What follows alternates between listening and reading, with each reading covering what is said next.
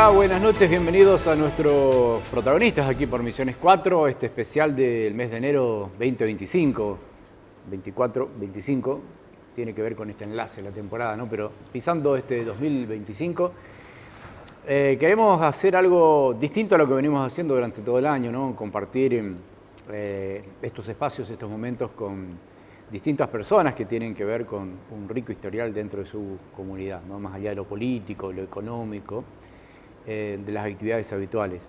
Hoy nos vamos a abocar en esta charla siempre muy interesante, muy profunda, de gente que ha marcado también, ha dejado una huella aquí en la zona sur de Misiones, particularmente en Apóstoles, con Alberto Demetrio Spasiuk, tiene 85 años y está compartiendo con nosotros aquí este programa de protagonistas.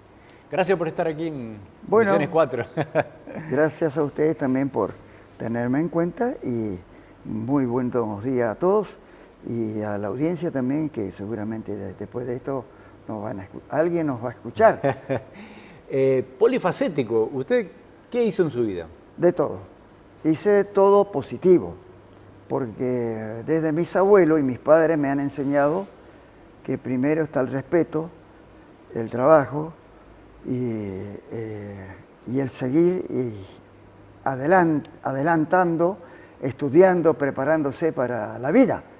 Desde joven hemos tenido como presente el trabajo en familia, hemos trabajado en el campo, los comienzos fueron siempre muy duros. Imagínense, en el año 48 me inicié el primer grado en la escuela 21. Bueno, a 5 kilómetros de la escuela veníamos a caballo con un hermano mayor, que es el que me abrió el primer camino al ingreso de la escuela 21, donde las maestras, hasta ahora también, son todas personas con una preparación importante. Son una segunda madre para el chiquito que se inicia. En aquella época era difícil, pero no imposible. Está bien, vivía en el campo con sus padres. Vivíamos en el campo con mis padres. ¿Cuántos hermanos? Y éramos 4 hermanos. Sí, éramos 4 hermanos, de los que ya después me acompañaba el hermano menor, trabajando siempre con una pequeña empresa que era un tambo. Bueno, el primer trabajo de la mañana era a las 4 de la mañana levantarnos para hacer el ordeñe con mi madre, y nuestra presencia en el galpón siempre fue todo el año, porque la vaca siempre hay que ordeñarla. Hay un refrán que dice, todo puede ser, pero la vaca hay que ordeñarla.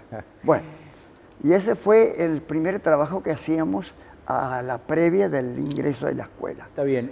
¿Esa leche era para consumo interno de la familia o para la venta? Era para la venta. Entonces, en un sulky con 30 litros de leche, bastante importante, bien preparaditos, veníamos, y bueno, partíamos a las 6 de la mañana para poder llegar después del reparto a horario a la escuela, con el guardapolvo blanco y las zapatillas limpias. ¿Y en qué traían la leche? En el sulky. Sí, pero ¿en qué envase? En envases de litro. Sí, botellas de litro. Tan es así que eso tenía un previo lavado, una previa preparación muy minuciosa, porque usted sabe que es un alimento. ¿Y tenía alguna familia destacada, Apóstoles, que recuerda, de renombre, a quienes les entregaban el producto, o en general repartían? Mire, nuestra leche tenía tanta aceptación que consumía desde el comisario de la policía de Apóstoles, el gerente de banco, todos los médicos. En aquella época está el doctor Ayacia, Azuaga, Don Ahumada, y bueno, y algunas personas como Guerenicia, esos eran los que nos compraban toda la leche.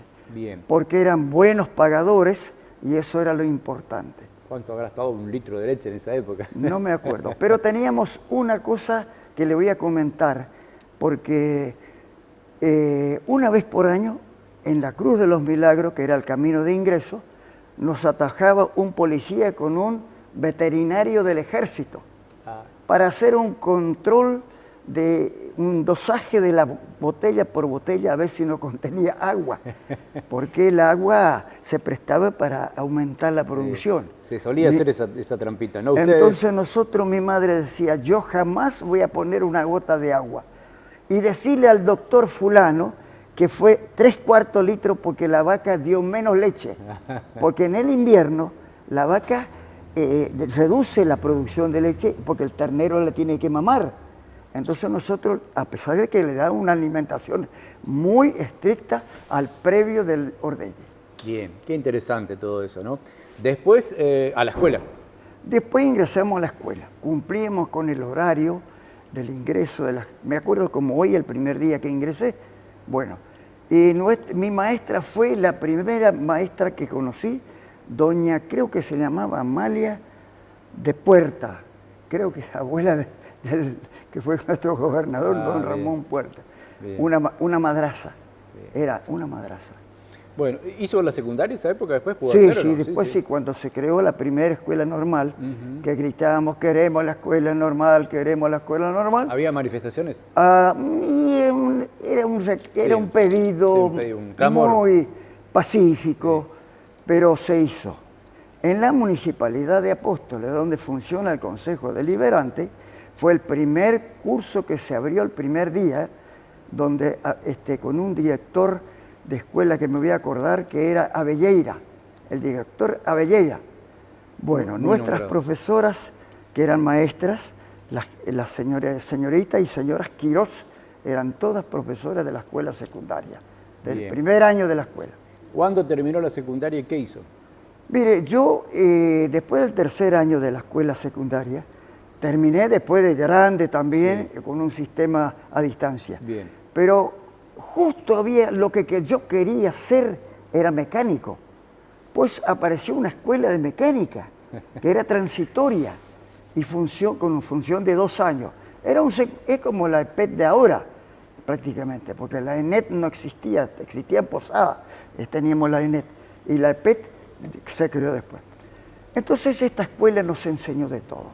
Gracias a ese título yo pude ser profesor de mecánica, que después se creó en la escuela para adultos número 5, porque era necesario ampliar los cursos porque la matrícula era poca y seguramente no querían que la escuela se traslade a otro lugar.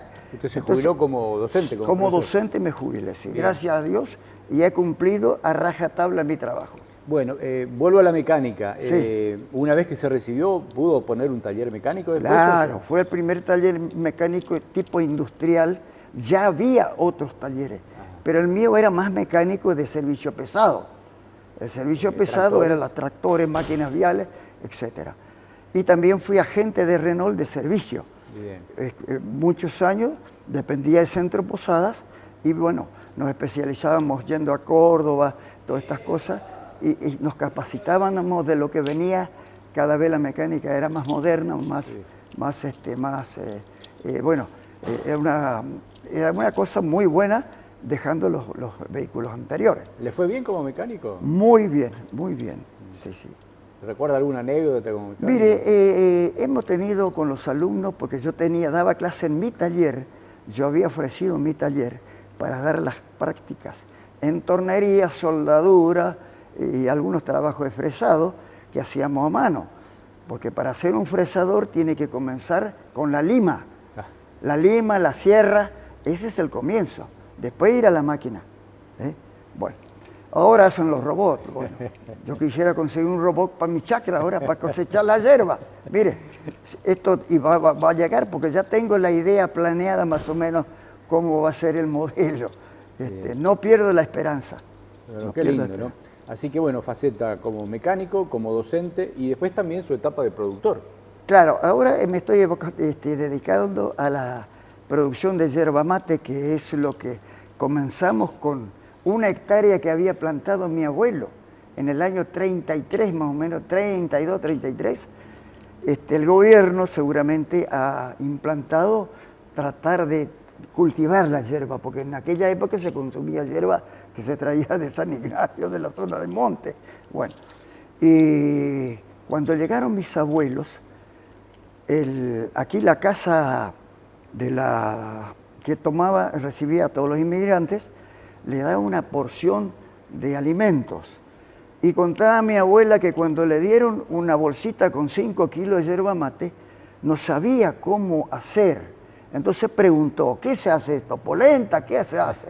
Le dijeron, no, esto se va a tomar como mate y alimento como mate cocido. Que con eso nos criamos, ojo, Con el mate cocido. Lejos del café, era mate cocido. Pero ya cultivábamos nosotros. La hectárea que plantó mi abuelo ya era un ingreso económico seguro, porque después, inclusive después de la venta de la hoja yerba, que nos recibía 7 hermanos en aquella época, había varios secaderos, era controlado por el mercado consignatario. Entonces, a fin de cosecha, a fin de año, yo recuerdo que para Navidad percibíamos un ingreso económico que era como un subsidio, era un regalo que nos daban de lo que se obtenía de la venta de la yerba canchada para los molineros. Bueno, con eso compramos una heladera, compramos una bicicleta, pero nunca un auto. Era difícil la cosa, no se podía. Sí, en el año 50, mi padre ya con esa hectárea, y había un aumento, una posibilidad de crecer hasta 15 hectáreas, o a nombre de un hijo, o el que no tenía 15 hectáreas podía llegar a 15 hectáreas. Ahí compramos el primer tractor, un tractor norteamericano que hasta ahora lo tengo muy bien guardado y anda un lujo. Y yo como mecánico no podía tener de otra manera. Bien. Bueno, con ese tractor. Con ese tractor nos hemos educado, mis hermanos fueron a la facultad, y ingeniero, contador público. Y bueno, yo llegué a eso con el campo, con mis padres. Por supuesto, todos no podían ir a la facultad, había que quedar. ¿Usted es el mayor de los hermanos? No, yo soy el segundo. Ah, el segundo, bien. Sí, el mayor está en Río Negro, gracias a Dios, con casi 90 años, y siempre hablamos en ucraniano. Nos comunicamos por teléfono en ucraniano y nos contamos las anécdotas de antes y nos acordamos de cosas, de los casamientos, de las fiestas, de la pelea de los vecinos, bueno, y de los refranes que se decía, porque en aquella época todos eran compadres. Mi papá fue compadre de todos los colonos que venían allá. Bueno, entonces había una comunidad muy respetada y se ayudaban. En la cosecha, éramos arroceros también, en la cosecha de arroz que se hacía a mano, los vecinos iban a otro vecino a darle una mano, iba al otro, y así. El arroz en esa época se cortaba con... cortaba con la hoz. Con la hoz. Sí. Y se ponía en barba y se trillaba a caballo.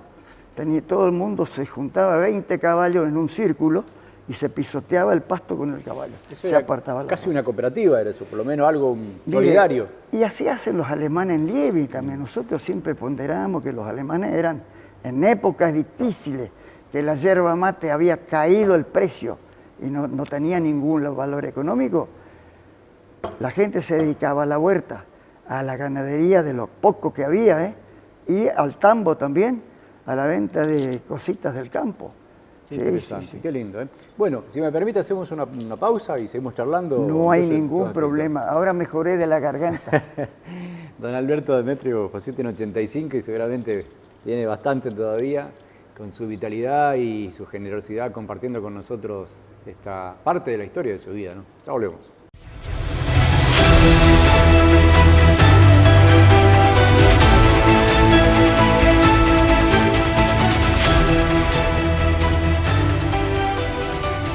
Bueno, siempre es tan lindo, ¿no?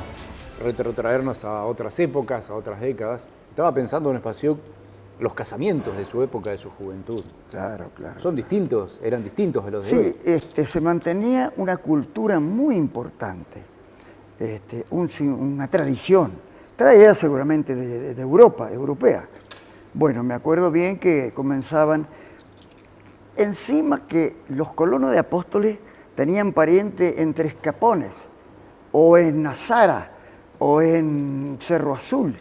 ¿Qué pasaba? La comunicación no era con la señal de humo, no había teléfono. Entonces, La iglesia era el único lugar donde se juntaban los días domingos y se trasladaban de un lugar a otro con sus carros, por supuesto, carritos, lo que fuera, y ahí se ponían de acuerdo qué iba a pasar más adelante, los anuncios. Me contaba mi padre que el sacerdote, después que terminaba la misa, una vez en las playadas de la iglesia, en el frente, comentaba que la hija de Juan, por un ejemplo, va a contraer matrimonio con el hijo de fulano, porque resulta que, por supuesto, había que, los hijos crecían, formar otra familia, porque las familias ya iban envejeciendo, ya cambiaban entraban en cansancio, digamos, porque el trabajo era cultural a mano, eso era así, no había otra cosa. Después del 50, bueno, arrancamos porque hay otra historia. Entonces se armaban las fiestas de casamiento. ¿Qué pasaba? Bueno, se invitaban y se trasladaban. Duraba una semana. Porque eran casamientos de una semana, ¿no? Duraba una semana. Comenzaba con los preparativos. La despedía de la novia. No voy a contar mucho de eso porque yo era chico, pero me enganchaba en la fiesta que le tocaba ir a mis padres. Entonces sabía. Bueno, yo recuerdo que en la casa del abuelo el Chango Espasiuk, hemos ido en el sulky, yo, mi madre y mi padre, y llegaban los novios en un camioncito modelo 30 y pico, con toda la gente que fue a la iglesia a participar en la celebración. Y en la llegada siempre había uno que se largaba 10 tiros, con un 38, era el comienzo. Muy bien. Y sobre el techo estaban los músicos, una verdulera y un violín, que creo que ya eran hijos de un tío mío ahí, que ya eran músicos. Por eso el Chango viene de los padres músicos, y el abuelo que se trajo su violín de Ucrania. ¿Y el Chango Pasiuk, pariente suyo? Sí, yo soy tío de él. Tío del Chango Pasiuk. Sí. Lleva la sangre por la música. Sí. Bueno, ¿y la comida cómo era en esos casamientos? En la comida, y era más comida de pollo, y era una sopa especial, y era de día, ojo, pero ya había comenzado, el viernes ya se comenzaba con los preparativos. O sea que el sábado de la mañana era la fiesta y comenzaba la fiesta. Al otro día hacían el traslado del baúl en el carro a la casa del novio, donde ya iba a ser la vivienda, con todo el equipo, con todas las ropas y el ajuar, que hoy le llamamos el ajuar, pero ahora ya no existe porque nadie se casa. No hay casamientos. Bueno, ¿y la música qué era? ¿Música? Y violín y verdulera, y el bombo. Y el bombo, usted sabe que me contaba mi padre, y mi abuela también, que la conocí, una de las abuelas, decía que estaban hechos de cuero de perros viejos grandes, por supuesto le daban le hacían la mataban ahí porque ya no podía vivir. Sí. Y ese cuero tenía un sonido muy especial, que hacía tipo el ju del ladrido de perro. Tenía un sonido especial. Yo algo me acuerdo, porque era el bombo, el violín y la verdulera. ¿Eso es una tradición de Europa, seguramente? Sí, una tradición de Europa, porque yo la conocí en los ucranianos. Está bien. Y por eso, la música era toda ucraniana. Esa era la música ucraniana, sí. Las colomeicas. Y después, había, es lo que cuenta el Chango, se desarrollaba durante la fiesta, partes, se dividían partes. El comienzo, la llegada de los novios con su música, la celebración del Betañe, que es el saludo. Bueno, y esto tenía su música y hasta ahora. Yo, por ejemplo, practico, pues yo aprendí violín después de grande, porque tengo un nieto violinista que ahora tuve que regalar mi violín, un copia Stradivarius, bueno, antiquísimo, de 150 años. Mi suegro fue violinista, me regaló cuando me casé. Me dijo, bueno, un hijo tuyo va a ser músico, me supongo, o nieto. Pues un nieto de Posadas, Luca Benetti, en Grillito es el número 1. Caramba, qué así lindo, que ahora termina y se va a la facultad. Qué lindo, ¿no? Es una historia hermosa. Miren, no me puede pasar cosa más linda. A nuestra familia, gracias a Dios, como a otras también, ¿no es cierto? Sí. Pero cuento ya que estoy para eso. Qué bueno. Hay mucho para hablar y se nos va el tiempo. Sí, sí. ¿Cómo nace Vesná, la yerba? Mire, esta es otra historia que yo ya después de grande, cuando mi padre había envejecido, con 90 y pico de años, me delegó, me transfirió todos los... Bueno, y yo digo, bueno, siempre estamos manejados por... El pescado grande come al chico, Sí. es así. Digo, no, acá hay que poner un valor agregado porque esto no va más. Entonces, en las peores épocas, tuvimos que comenzar con algo nuevo. Y ahí nació Vesná. ¿Qué quiere decir Vesná en ucraniano? Primavera. No podía suceder otra cosa mejor. Época de siembra, época de labor de campo. Eso encierra toda la palabra Vesná. Después que pasa el invierno, viene la primavera. Entonces, allá en Europa, bueno, la Vesná comenzaba como acá también. Acá en septiembre, octubre ya, agosto, septiembre ya se comienzan las plantaciones, las cosas. Y ahí nació la palabra Vesná. Hace 20 años que estamos con esto. Sí. Y bueno, Usted fue el fundador, usted tuvo esa idea, digamos. Claro, yo fui el creador de Sí, esa sí. idea. Bueno, estamos registrados, estamos con Hoy todo. la familia acompaña, integra. Y la familia es un emprendimiento familiar, Sí. desde mi esposa, mis hijos, mis nietos también, aparte de que participan en el trabajo, también en la venta, así que se hace bastante bien organizado. Así que esa hojita de hierba la tenemos que cuidar por muchos años. Plantarla, cultivarla, carpirla, regarla, y bueno, y cosecharla bien, porque ahora la cosecha se hace una poda moderada para que la planta no sufra cambios desastrosos. La safriña, nada ahora de dicen. machete, no, el trabajo En general, de cosecha, así. que es una poda. Sí. Pero yo me he capacitado con el INIM, con el INTA, jornadas tecnológicas, toda mi vida me capacité, estuve ahí presente Sí. y transmito a mi gente. Entonces, estamos en eso. Bueno, hoy por hoy con esta crisis de la yerba, ¿se puede decir que les va bien? ¿Pueden vender la yerba? ¿La pelean? Nuestra hierba se vende mucho en todo el país. No digo que el precio es tan satisfactorio, pero podemos mantener la empresa. Que esto va a mejorar, porque es tan cíclico que, bueno, siempre fue, desde que me acuerdo, pero hubieron épocas peores. Hubieron época. Pero falta algo que forme el precio también, ¿no? Mire, el precio, sí, pienso que esto es un tema que yo no lo voy a tratar, por Está bien. supuesto, pero el consumo ha aumentado mucho en la época de la pandemia, porque cada familia tenía 3 mates, por decirle. Entonces el consumo era más... Como en Oriente, en Siria. En Claro, Irak, entonces ahora, por ejemplo, claro, la gente se va al paquete de medio. Cuando veníamos de 2 kilos, 1 kilo, pack, 100, 200, 300. Y bueno, pero el consumo interno, yo no exporto, está vigente. Está bien, está vigente. No es lo que realmente hubiéramos querido, pero lo hacemos nosotros y bueno, y va yendo. Bien. Sí. ¿Le quedó algo por hacer en la vida que le hubiera gustado hacer? Una ocasión? Mire, después de estar jubilado, no he parado de trabajar, porque me subo a un tractor y me voy al campo. ¿Con 85 años Con maneja un tractor 85 todavía? años, tengo 2 tractores, así que uno de que lo maneja el peón y me esquina mucho, me dice, no, mi tractor no me lo toquen, porque después dice que yo rompo. Entonces tengo el de mi papá, es un tractor del año 50, imagínense, y ese cuando lo subo ahí me parezco a mi padre. Se siente bien ahí. Me siento bien, ese me lleva y me trae, sí. Bueno, ¿qué consejo le daría a estas nuevas generaciones con toda la vida que usted ha pasado?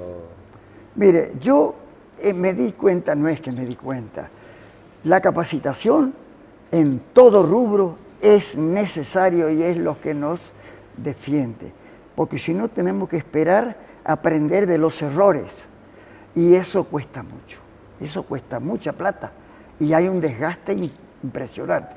Entonces, la capacitación nos abre los caminos. Hoy, yo en el campo no tenía celular.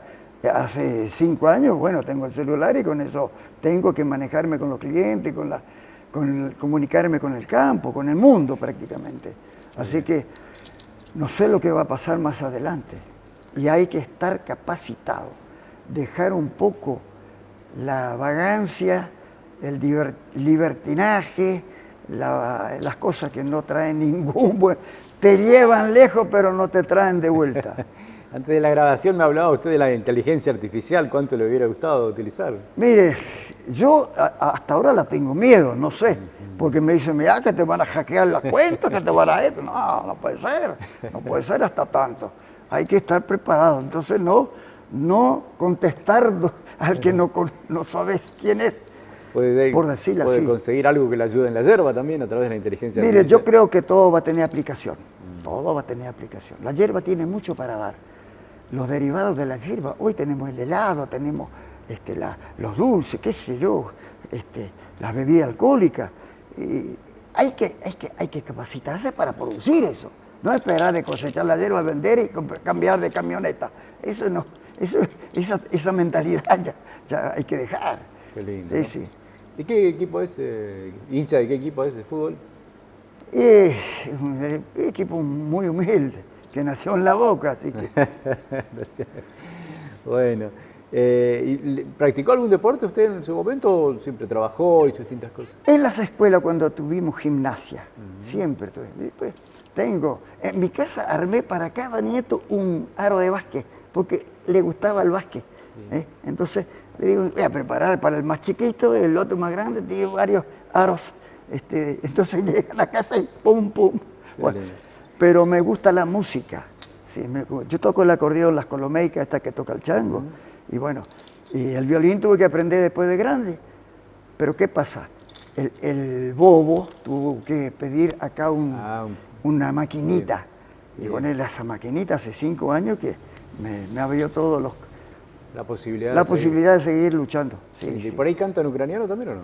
Sí, canto, sí, por supuesto. El villancico lo cantamos ahí en la iglesia de la Sagrada Familia el sábado, porque resulta que la iglesia acá en Apóstoles, en el centro, estaba cerrada. Entonces nos vamos con mi señora. Me encuentro con una colega que también hizo el curso de ucraniano con las monjas, la Olga Gabur. Y le digo, che, vamos a cantar. Y cantamos el villancico en el ucraniano. Después siguió el baile y la fiesta de la capilla. Bueno, todas esas cosas son lindas. Qué lindo. Don Espasiulle, la verdad que un orgullo poder compartir con usted esta charla tan Bueno, tan muchas linda. gracias. Cuando quieran le estoy a las así órdenes. Que quedaron muchas cosas por charlar, así que esperamos tener un próximo encuentro. Bueno, muchas gracias por todo y le agradezco por tenerme en cuenta. Sí. Por favor, un vecino destacado de la ciudad de Apóstoles, un vecino ejemplar y respetado, don Alberto Espasiulle.